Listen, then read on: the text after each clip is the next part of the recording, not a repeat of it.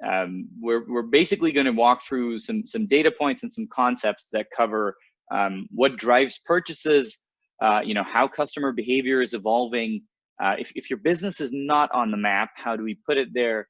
Some light tips and tricks around boosting your local SEO, and then the impact of online reviews, which I'm sure a lot of you are familiar with. So we'll dive right into it. And so first off, one of the things I like to share is an interesting study from Tire Review for 2020, where they covered around 600 dealers and asked them some questions around what they think is the most effective method of organically growing their business. And one of the most common answers was word of mouth. So the importance of what consumers think is a very common a bit of information for all of our dealers. But if you look at another side of that survey, one of the other things that it does is it interviews 30,000 or so consumers around what their best practices and how they go about consuming, and 55% of them do online research, right? So it was an interesting stat just to kind of consider how word of mouth has become more permanent than it's than it used to be traditionally, and then also the fact that it is something that consumers trust. So 72% of them based their decision on the web and social media presence of that customer. So let's talk a little bit more about exactly what mediums the customers are approaching you from, and what's changing in that online dynamic. Obviously, more mobile searches, right? So everyone's got a smartphone, and more of that information gathering is happening on smartphones. Google is just the gorilla, the 800-pound gorilla that everyone's going to. It has 40% of the market share. And in addition to that, in addition to just that platform, there's also customer preferences around frictionless transactions, just not having to go through a lot of rigmarole that they're used to in traditional transactions. So they're trying to cut that down. And then lastly, of course, a ton of near me searches. Moving on from that, I think it's important, before we dive into how we solve the problem, it's important to understand an overall map of the consumer's journey. And whether you're buying a burger or a car or anything, you're normally going through these stages. So there's an initial stage of where you're trying to find out what your need is, right? Am I looking for a Whopper, or am I looking for a Swiss cheese kind of burger today? And on the flip side, if we were related to automotive, am I looking for mileage in my car? Am I looking for something that has a good brand following? Am I looking for something that has a good warranty? So there's an awareness stage where they're going online and looking at social media, your website, other components, and listening to others and trying to figure it out, what they should choose. And once they've determined what your business category is, that's when it comes to what's called the consideration stage. And that has two parts. There's the findability and reputation. So if you see in bold are all the digital medias or mediums that are now available to approach those customers, and the non-bold are some of the traditional medias that are still in play in some places, but may not have as much of an impact on some of the modern consumer journey elements. So let's talk more specifically as they're in that findability stage, right? As they're considering which business they're going to buy from. What is the ultimate question? And the ultimate question is, are you in this picture? Because if you're not, they're not looking at you, right? So if there's a Google stat around how Google users engage with Google Maps, and 67%, so roughly 7 of 10 people, will probably not even click a listing if it's not in the top 5. There's a funny thing people say about hiding a dead body. Where do you hide a dead body? On the second page of Google, right? Because nobody's going to go there. People would rather revise their search to get better results than actually go to the second page of Google. So it's important to make sure that we put our business on the map. So how do we do it? Well, step one is, everybody knows you got to have a website. And we'll talk a little bit more about this, but most businesses have either made this investment or have some kind of a page that's set up that has a little bit of information about products or their store location, and you know, they're able to guide the customer to their store. The second component is listings and social media. If customers are searching from their Apple devices or Google Maps or any listings platform, you want to make sure your information's there. And again, social media is an important element that a lot of times, you know, we'll skip. So we'll talk a little bit more detail about that. And then the third component of that is online reviews, the word of mouth component, right? It's a permanent, it's there, and people are considering it. So let's talk a little bit more detail about each one of those. Here's a little bit of you know, data around the number of queries going through Google every second.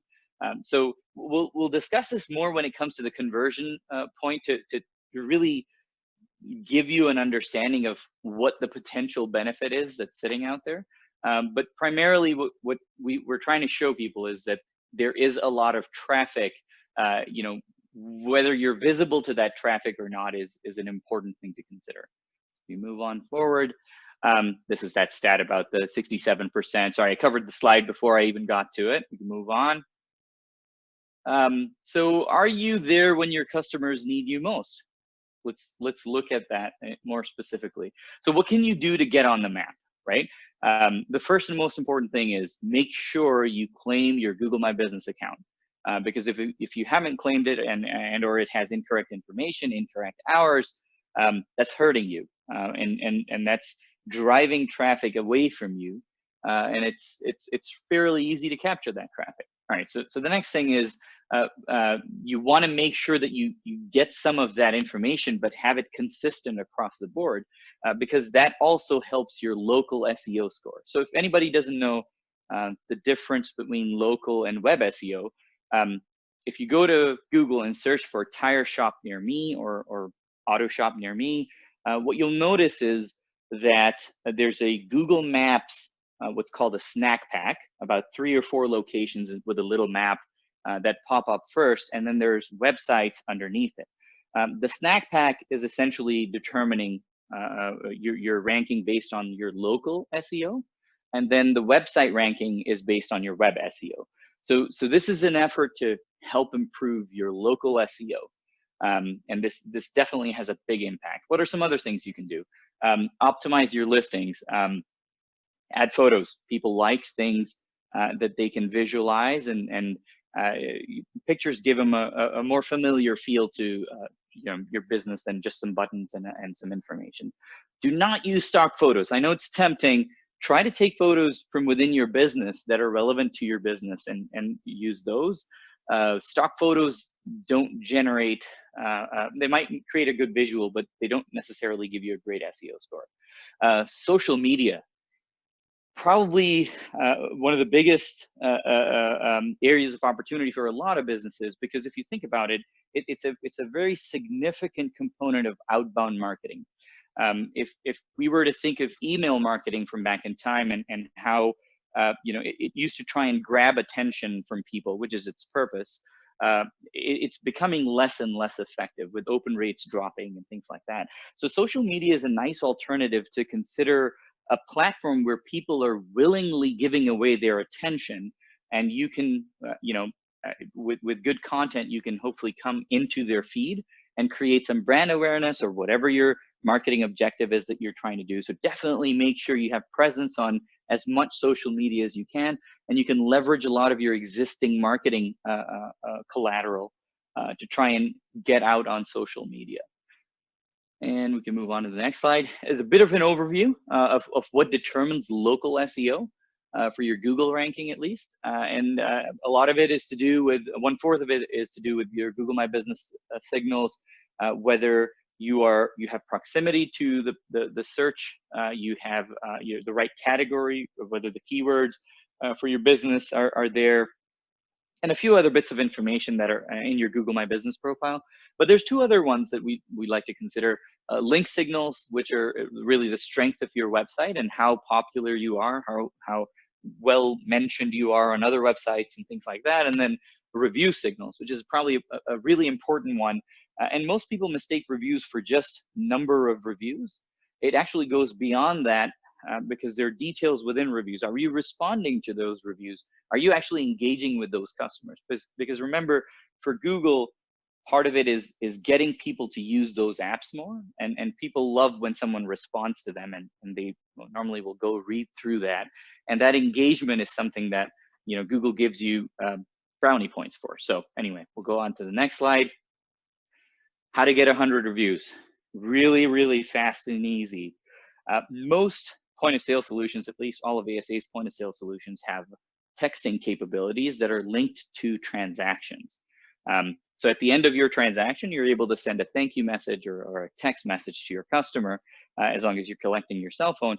One of the things we recommend is if you can get your Google My Business profile, and there's a link on there that helps you get reviews, or it essentially is a link to your review for your Google My Business profile. You can embed that link in a text message and send it to your customers at the end of every transaction with a thank you note, and trying to get their experience. And for most stores that are doing a few transactions a day, this can really quickly add up because it reduces the amount of survey fatigue. If you ask someone to go fill out a review, they have to open the app, they have to find where you are, click on your profile, make sure it's the right one, go to the review button. Sometimes it's hard to find that, and then leave a review. The Google My Business link will actually drive you right to that. And most people don't have unread text messages. So you can email it, but try to text it to your customers. And if you're collecting phone numbers, that should hopefully be easy. And that's all for that. Now let's talk a little bit about, we talked about, putting your store on the map. We talked about driving traffic, right, to that website. I want you to think of a scenario where your business is doing really well, and you decide you're going to acquire a new store. So you go ahead and make the investment, you buy a store, you spend a good amount of money, furnish it, you pay the rent, you make sure the insides are nice, and everything's set, and then you spend a lot of money on marketing so to make sure that you've got people coming in. What does the front counter look like? Imagine if there was no sales rep. All of that investment, all of that driving consumers to it, and instead of a sales rep, what you have is a phone book or a phone that they can call another location and get some information with, and or perhaps a pamphlet with a little bit of information around tires. And it seems a little ineffective. If you think about any other e-commerce platform, Amazon or anybody else, where you've got some kind of product information available and you're able to transact or engage with that business in a much more meaningful way, that's something that happens to be missing on a lot of dealer sites. So that's where we're really, really proud to bring in our partner OpenBay and go through a little bit of what they have to offer and kind of talk about all of that momentum that you've built up. How can you convert that into actual sales? And with that, over to you, Jim. Hassan, thank you so much for all of that background and terrific insights into how SEO works and reviews and what a critical component they are. That analogy at the end of your talk is a great one. It's certainly what we believe here at OpenBay. And thank you for sharing that. It really helps us sort of get that message across, which we believe that expectations have shifted. The landscape has been changing across other industries when it comes to what consumers are being trained to think and expect on how they can interact with companies that they do business with or are thinking about doing business with. And that's what we're going to talk about over the next few minutes with you all. And just a quick look here, we'll do a little bit of dipping into how consumers think about decisions, but we've already done that here in this presentation, so we won't spend too much time on that, just a quick refresh. But for the most part, I want to talk to you about what are your options. If you want to dive into what we consider to be real-time messaging and use an app there on your site and try to figure out what works for you, we want to talk about what are the flavors that are available to you so you can kind of make that process a little bit more easy. And then when you do that, whether you're in that now and you're trying it, and you've been trying it for a while, or you're about to try it and you've been thinking about doing it, let's just talk about some of the best practices. so we can get you off to the races there. Really not worth spending a whole bunch of time here, but this, of course, this classic Google number on where searches for, service providers in the auto start. Google, of course, the number's big, 70 million. Okay, we all know that. That's where it begins, and no surprise there. But it's important to keep in mind when consumers do approach you, whether it's physical or they're approaching you in a digital way, like we're talking about this afternoon, it's where they are in that cycle. Again, it was a different graphic that Hassan showed you, but this is the same concept, which is, consumers first become aware that they have a problem, they need to fix it. They're thinking about how they go about doing that. They're looking at what their options are. They're vetting those options. They're making a decision. They're transacting, and they're getting it addressed. So, what we found in our data is something we're going to talk about through the next several slides. But keep in mind that when somebody approaches you using chat, texting, messaging, whatever it is that you want to call it, whatever product you happen to be using for your business, they're generally higher in the funnel here, trying to make decisions. And we'll get into that more as we get through the slides. Not just about Gen Y or millennials anymore, really, when it comes to expectations on what we think about as real-time communications. This is something that's been changing across other industries. You think about your service provider for your internet connection or your television at home.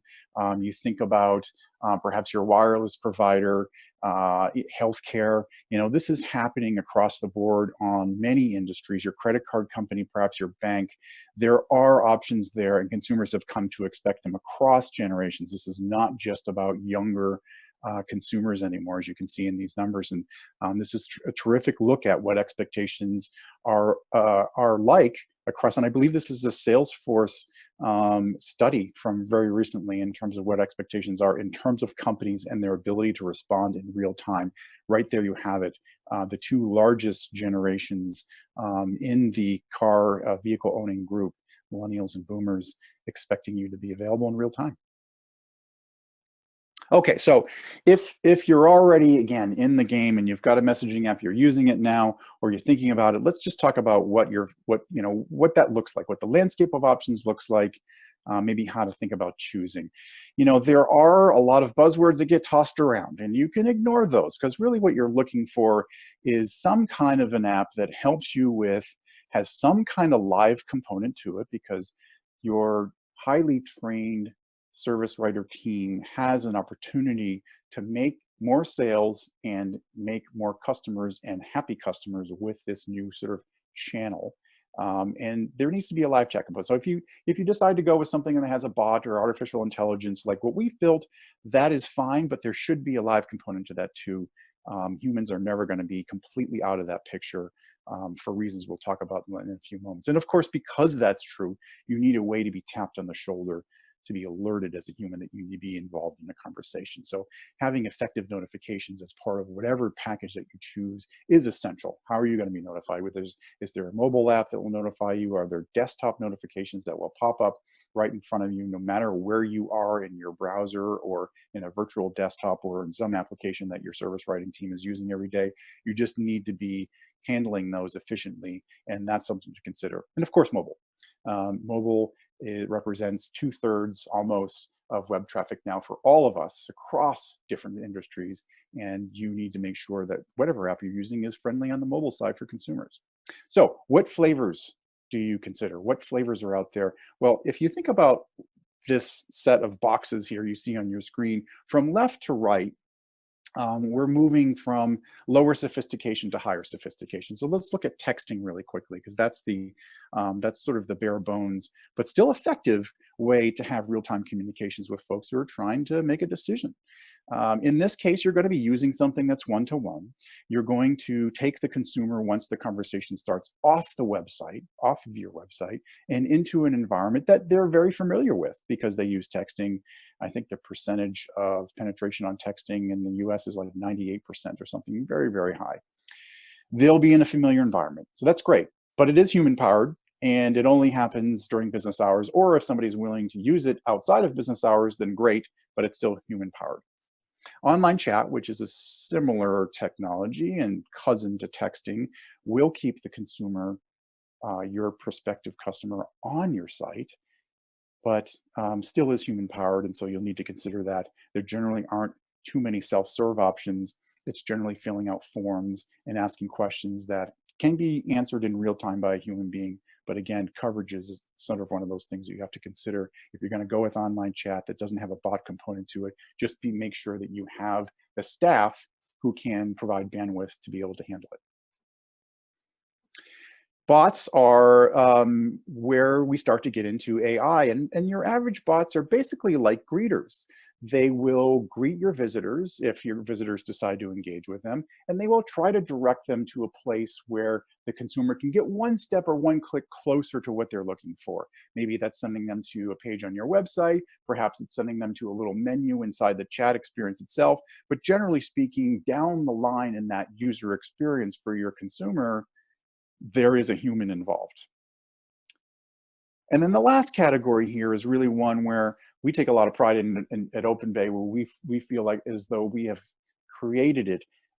We refer to it as automated or intelligent chat. And the reason that we do that is because we have used very rich AI capabilities that exist in the industry and combine them with data from the automotive industry and put them together in a way that allows consumers to ask basic questions about their car and about services that Otis can handle. And this does take burden off of humans, which is a good thing, and allows those humans to focus on more complex problems. And that's, again, thinking about the higher end of the spectrum, that's really kind of where you wind up. So there's a look. That's a look at all the categories that are available to you. And let's talk for a moment now about how to determine whether or not you're getting anything out of this, right? Because you're thinking, gosh, if I'm going to spend time, if I'm going to spend resources, even if the product is free, it takes time. Maybe if I pay for the product, it takes time and money. There has to be training involved. How do I know I'm getting something? Well, the best way to do that, use your analytics package that comes along with your website or your free Google Analytics account, which is attached to your domain and your website, and just try to establish a baseline of performance over a number of months in an ideal world. Let's say you determine that over the last 6 months you get 25 requests for appointments per month, and you get 6 signups for a rewards program, and perhaps two folks identify themselves as somebody that wants to be called or texted on a quote or something like that. So just add those up and try to see where there's a pattern month over month that's fairly consistent, and that will establish your baseline. You can look at conversion rates, which is a little bit better. And really, you're just doing some simple division to come up with them. Oftentimes, the analytics packages help you with conversion rates by calculating them for you. But in the end, it's really just, how many people converted divided by the total visitors for that particular time period, whether it's a day or a week or a month. And then there you have your conversion rate. So if you have that baseline over a number of months, you have a nice place to go to once you've started your test for real-time messaging, because your ultimate goal is to drive more conversions. That's really your ultimate goal here. In addition to that, and this is hard to measure, but it's very, very important to keep in mind, you're changing the dynamic of interacting with your business for your existing and prospective customers. That is not something we should take lightly, because as we already discussed, people expect you to be available in that way. And there's a lot of value or credit that is assigned to you by giving them that option to interact with you that way. And that's very difficult to measure. It's qualitative for the most part, but you have to consider that that's really important, because if consumers are expecting that and you're giving it to them, at some point you're going to see returns on that on a lifetime value. They're either going to be happier, or they're going to stay with you as longer. They're going to tell their friends and family. That is certainly something that's difficult to measure, but very, very important to keep in mind here. Okay, so sort of goes without saying, right? That if people are expecting a real-time response and you're going with some capability, texting, web chat, bots, whatever it is, to really improve the experience on your site, that immediacy is something you should deliver. You should pay that off. And another terrific study here: 90% of consumers expect that. 90% of consumers do consider their experience with customer, sort of in the category of customer service. And when somebody approaches you and they've not given you money yet, and they're just considering doing a transaction with you, that is something they perceive as a customer service interaction. But they do consider that when they're deciding to do business with you or not. It's essential. So you have to make sure that it's terrific. And of course, their expectations are high, as we've already discussed. Let's say that you are using one of these applications that are available to you. Don't be this super awesome tire company team. Don't do that. Don't make sure that you have the personnel to be able to handle it, or that you kind of move more in the direction of automation so that your team is less burdened by the inbounds that are coming from visitors on your website. But you can see here that, in this case, Victor responded immediately, which is great, but it's been 9 minutes since he's responded, and this person on their website's really looking for help, and you don't want to be that person. The numbers are clear here. 45 seconds is how long they're willing to hang around before they move on. And you just don't want them to go to your competitor. You don't want that at all, of course. Now, from our own data and our own product, Otis has had hundreds of thousands of conversations at least, and we mine that data for interesting statistics. And this is one of them that I found fascinating. Consumers have open questions that block their decision to do business, to transact. You have a great opportunity to unblock that in a way that's convenient to them. And that's what they're seeking, right? Remember, their experience with you in this initial touch has to be real time, has to be positive, has to help them be confident that they're approaching the right business who can help them. Their decisions are blocked 40% of the time by an open question. You've got a great opportunity here, whatever app you happen to be using, to be able to answer their questions and get them to do business with you.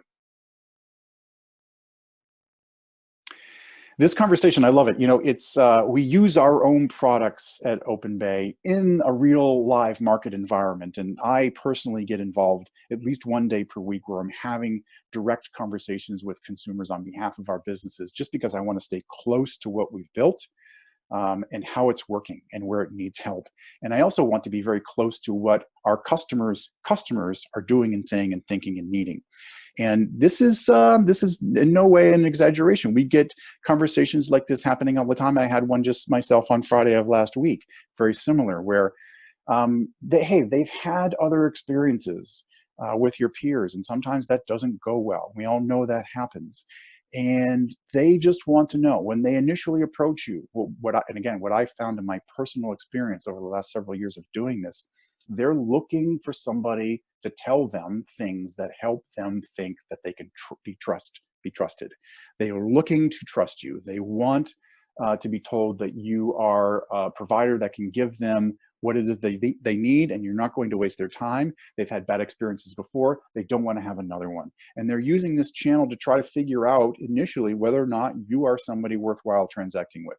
You have spent a lot of time and effort on your service writer team to train them to handle consumers. They're already well equipped. Now you're in a position to do that very efficiently, that we have this new channel in place.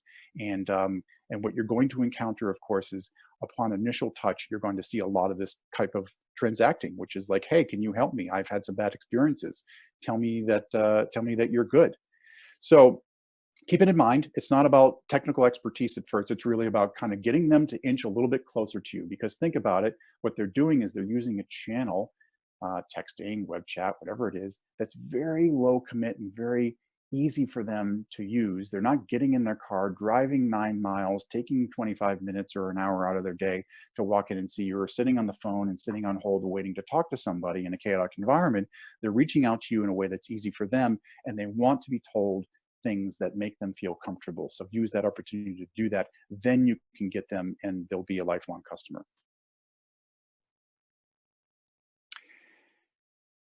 Great stat. This is from a Google study of a few years ago on how consumers use the web to find service providers to take care of their vehicle.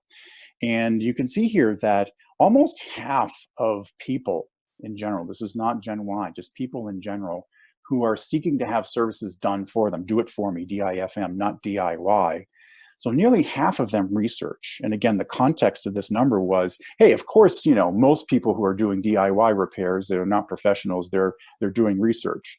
They have to, because they don't know what they're doing. They're trying to figure it out. But nearly half of the people who have somebody else do it for them, they're too doing research, similar to what a DIY person would do. And the reason that that matters here in this context is because when they approach you, they're armed with information. Now, they may be wrong, and you all know this. You all know that you're constantly dealing with, in other channels, phone, web forms, walk-ins. You're dealing with people who are coming in with some preconceived notion of what the repair involves, how much it costs, how long it takes, what parts are involved, blah, blah, blah, all that stuff, right? Very important. It's no different here. And again, another example of a conversation that my team has had very recently. And it's really, this is the time for your team to shine on their expertise, of course. And it's a great opportunity to do it because the apps that are available to you in this space have all been built in a way that makes communicating with these consumers who are trying to get a clue as to whether or not they want to do business with you very, very easy. And you can see here, someone's asking about a problem perhaps with their front wheel hubs or something like that, and they're looking for technical expertise. They have an expectation of what the answer is, and you are in a position to answer it. And if your answer is different what their expectations are, you need to showcase your expertise and tell them why their expected answer is wrong. But a great channel to be able to do that in is chat. Whether they buy from you or not, if they have a great experience, they're going to talk about it. Hassan talked about reviews and how to get them. This is another way. Give people great experiences, whether they buy from you or not. You're probably already doing this in your own business in other channels already. Continue it here. Positive encounters have great reach. They have legs. People will talk about them. And I'm sure you can think back to a time in your own life where you have approached a business and they gave you guidance, they used their expertise, they helped you make a decision, and you didn't give them your business in the end, either because you didn't need or you didn't think there was a good fit. But you will walk away with a positive impression, and you're more than likely going to tell people about it because remarkable, think about that, like, hey, this company just helped me make a decision. I didn't give them my money, but they helped me anyway. A great opportunity to extend your reach and to extend your brand. And certainly chat gives you another very powerful channel through which to do that.